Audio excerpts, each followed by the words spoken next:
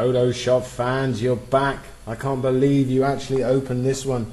My name's Ali Baba from One Stop Tutorials, and I can't believe you opened this video tutorial because you saw what tool we were going to be using. That's right, we're using the most dreaded, the most hated, the most pick up your computer and throw it out the door tool there is, the pen tool. This tool, and I'm going to be honest with you, this tool used to make me nuts. I just couldn't figure it out. I knew the basic, I'd read up on it, click, drag. Every time I come around a corner, it just didn't do what everyone else's was doing, you know, and then it used to annoy me. That's why I'm doing this video tutorial. I'm hoping I can get this in one part. If not, then we'll have to put it in two parts, but it's well worth it. This pen tool is, once you know how to use it, it's probably the best tool in Photoshop. Okay, so we're going to just open up a file, just going to open up a new window. We're going to open up a new page. Okay, doesn't matter what size, anyone will do. And we're going to click it. Did you feel it burn your fingers? Okay, the pen tool. Here's the top one, the pen tool. Its shortcut is P. Up here you've got two selections. Okay, the first one you can shape layers, or the second one is the paths. Okay. Let's go over the first one quickly. The first one is shape layers. Just simply click on it, and when you click on it, you'll notice you have a few more things up here, okay, rather than if you just had the path selected. You see now we have a choice of a color, or we have a choice of styles. We can choose any style, and for this one we're gonna leave it red. Okay, now what I'm going to do quickly, I'm just going to make a circle.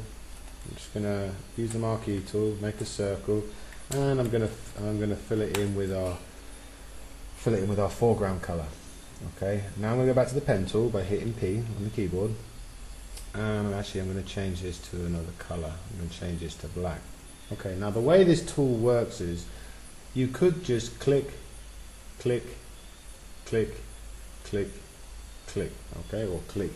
You could just click, click and drag, click and drag. You can make any shape you want, and then if it's not perfect, you can come in here and move the anchor points and change it. This is why it's so powerful. It allows you to make any shape you want rather than just the bog standard shapes that are available in Photoshop. So really worth getting used to. We're going to use this circle as an example, and what we're going to do is we're going to click at the top, okay, and we're going to click at the bottom, and we're going to see if we can draw it. Now, as you can see, we're not even getting anywhere close. Okay, it's just let me zoom out, show you again. Click and drag.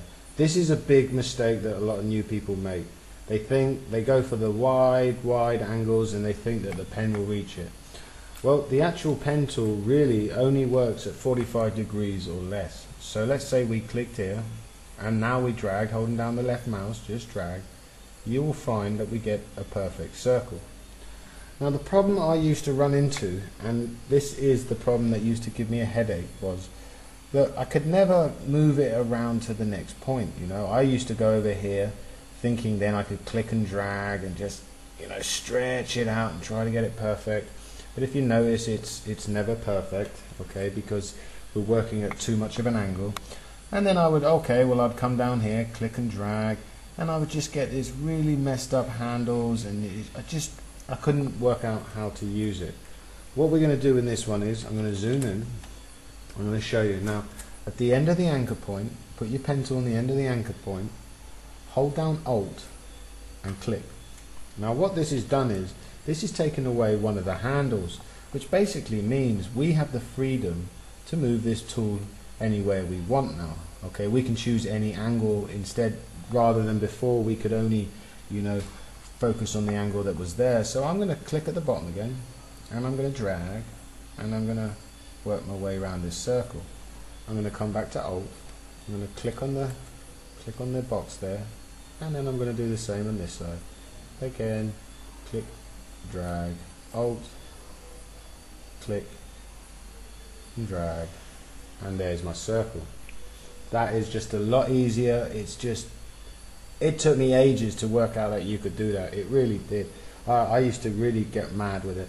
Okay, so That's how you make a basic circle. And then as you can see, it's just really easier to use again. Okay, so that's the path select. And what does this mean once we made this path? Well, what we can do is, I'll just quickly go back through again, and I'll just quickly do this. Put some background music on if you want.